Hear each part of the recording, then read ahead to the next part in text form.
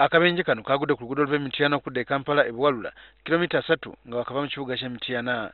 Mmotoka ezaatomeganye mu mabadde Kanta ssaako Lukululana ekika kya Scania. Kanta yabadde yeetisse ebyuma yabadde eva Kampala so nga Lukululana yabadde yeetisse seminti egambibwa okuba nga yabadde eva Kasese. Abatuuze nga n'abamu babaddewo nga akabenje kano kagwa bagamba nti wa Kanta yabadde avuga ndiima. Dereva we n'avudde eri ng'aleese sipiidi nnyo n'ayagala otaasa emmotoka abadde wano eno n'amutomera. Kati waddewo owa Kiyusuzu abadde ava engulu nga jaziga sipiidi n'aterebuka n'akiyingira. Abalumiziddwa kabaddeko Ivan Kabagamba okuva e Natete, Bosco Luchamus, Lawrence Kizito, Sako Vincent Kato okuva e Mityana. Omwogezi wa poliisi mu kitundu kino Nobert Ochomo akasizza akabenje kano kyokka n'alabula ku ky'okuvuga endiima.